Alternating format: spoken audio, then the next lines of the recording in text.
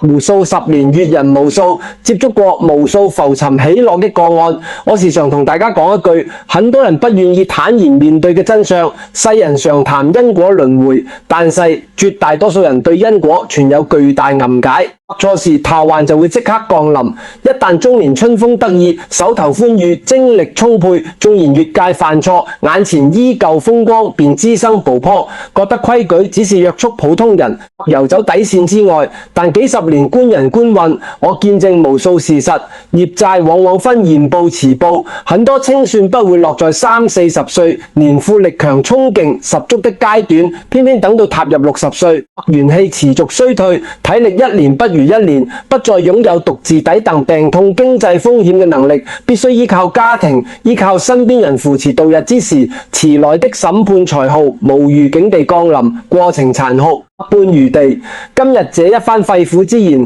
主要講給那些徘徊在婚姻邊緣、被外界桃花教或沖昏頭腦嘅男士。不少男人臨入中年，尚要少有起色，積累了資產與社會閱歷，偶遇外人主動示好，一時心動，便幻想駕馭帶來的所謂浪漫。他們內心不斷自我催眠，覺得自己手段高明，能夠完美周旋於兩段關係之間，一邊守住原生家庭嘅安穩、咁生與子女，一邊擁有婚外短暫的歡愉，兩邊互不衝突。我可以直白講清楚，一旦主動選擇背叛相伴多年、一同捱過艱難歲月的原配，等同親手在自己下半生命運之中一道難以修補的巨大缺口。中年風光鼎盛之時，裂痕隱藏在繁華之下，難以察覺。隨着歲月流轉，所有早年埋下的隱患遲早陸續浮現，今年獨自承受揮之不去的重重苦果。第一重無法逃避的晚年惡果，便是家宅不寧，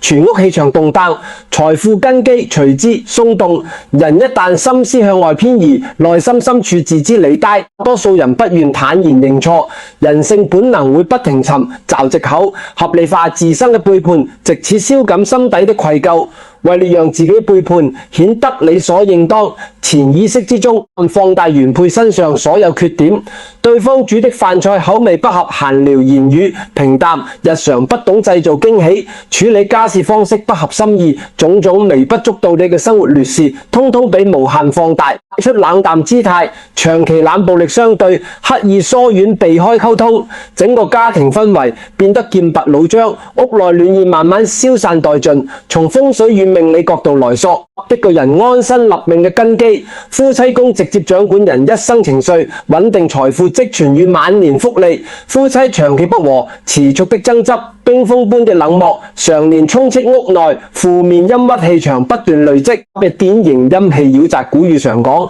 家和萬事興，反過嚟推論我家不和財難扭。很多男士事後滿腹疑惑，自從認識愛人之後，生意逐步阻滯，訂單容易出變數，投資理已失手，存款不知不覺快速消耗，總是簡單歸咎於大環境低迷、行業競爭激烈，卻忽略最根本源頭。夫妻宮動盪，家宅氣場紊亂，守財最重要嘅根基已經鬆動，半心思分散到家庭之外，無心經營屋企，心不定則財不聚，財帛自然難以長久積存，水氣山走，精財留不住。這不是玄虛之談，是無數人親身驗證嘅客觀事實。動盪接踵而至的是無止境的精力與資源雙重耗損。維持一段婚外關係，從來不需要投入長遠的責任與真心，卻一定要持續消耗金錢。想要留住這段露水情緣，外出消費，各種刻意製造浪漫嘅開銷源源不絕。不少男士一開始自以為能夠掌控開支，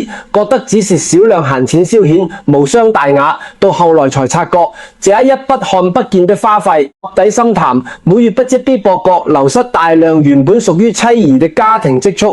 許多人直到晚年盤點資產才驚覺，這些年花在外人身上嘅開銷，應付自己年老之後10幾年嘅醫療與日常開支，金錢損失尚且可以透過數字衡量，精神層面嘅消耗更加致命。周旋在兩個人之間，需要不停編造共言，日復一日完供，行蹤敗露，長期處於高度緊張、時刻防備的狀態。人哋心力本身有天然上線大腦，長期被雜念木然、恐權佔據，很難維持從前穩的冷靜的商業判斷。對穩步發展嘅生意人，自從踏進婚外情之後，時常做出魯莽草率的決定，忽視潛在風險，要麼長期合作的重要客戶慢慢疏遠，要麼盲目跟風投資，招致巨額提損。成年之時尚且能夠依靠多年積累嘅人脈與資產勉強支撐局面，等到年歲漸長，體力下滑，失去快速賺錢嘅能力，回頭盤點資產才猛然驚覺，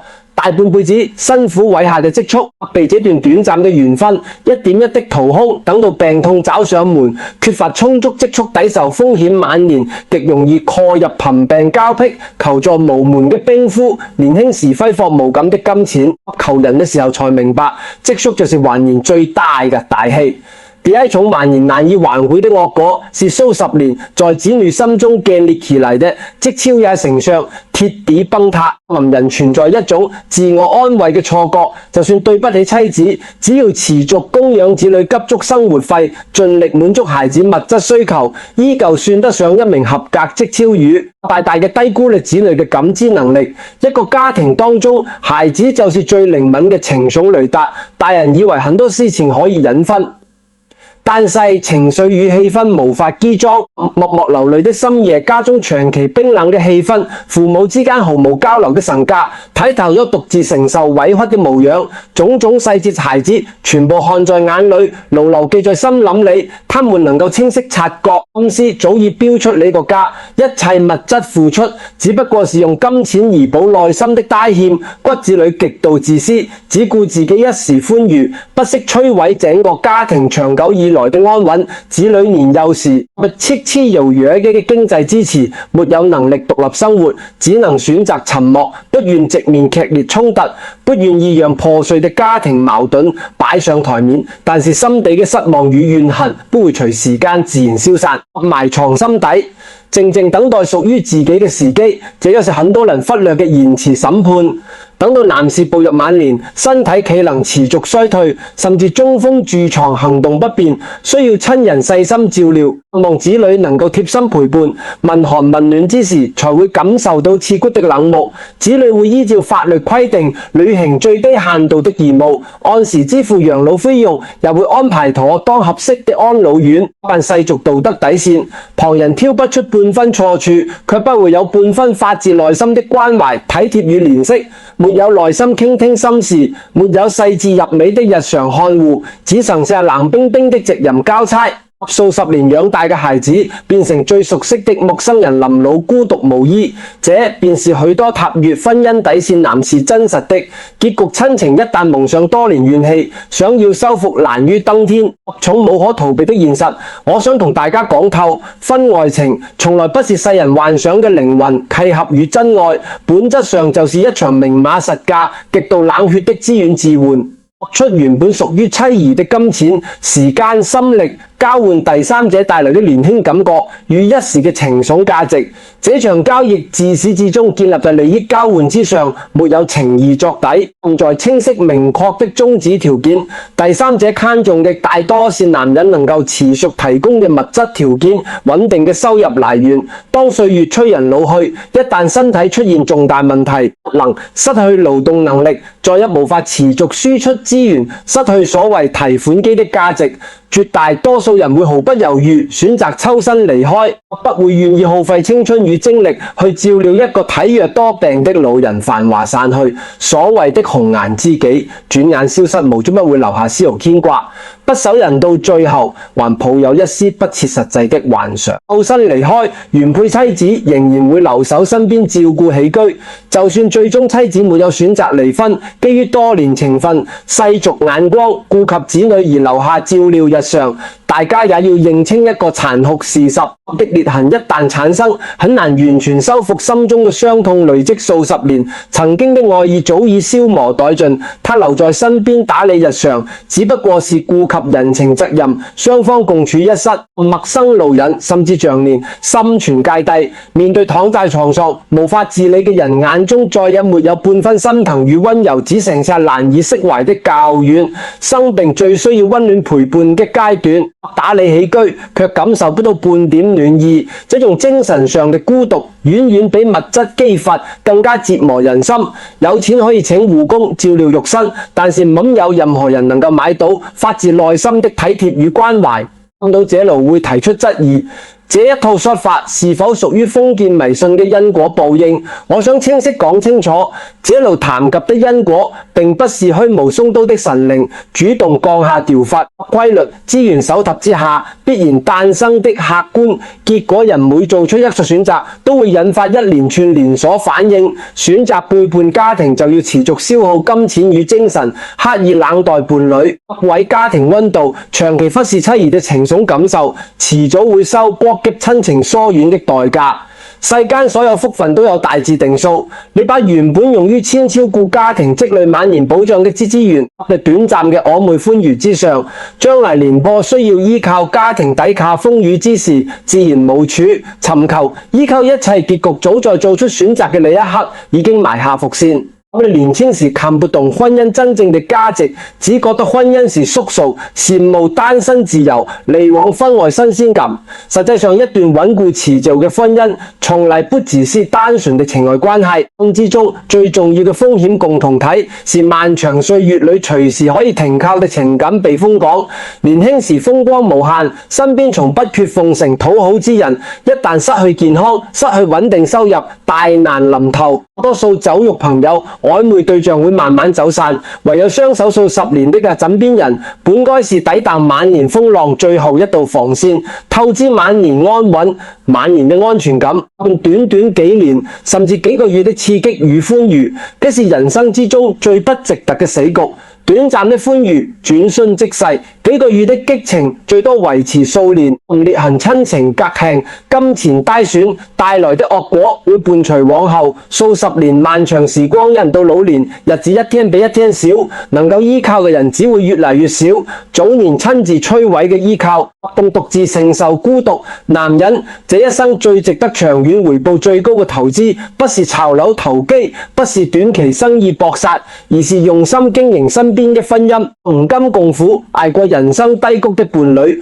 夫妻之間所有積累的溫柔包容與信任，都會在晚年一一自現。等到年老體衰、病痛身之際，能夠有一個真心掛念你的人，握住你的手，細心照料三餐，起居內心傾聽你嘅心事，陪你走完人生最後一段路程。這份溫暖，再多金錢都無法買到。護工只能負責起居飲食，不會因為你身體不適而心生憂愁。只有相伴半生嘅人，才會真心盼你平安康復。反觀不少中年男士，被一時美色迷亂，心智捨棄長久陪伴嘅幸福。花水月般的曖昧，等到繁華落幕，存款空虛，家庭離散，親子疏遠，獨自面對病痛與無邊孤獨。縱然心中滿是懊悔，時光也永遠無法倒流。世上從來沒有後悔藥，念之差埋下的個今晚年只能獨自承受所有苦楚。我見過不少60多歲長者，中年風光時在外風流，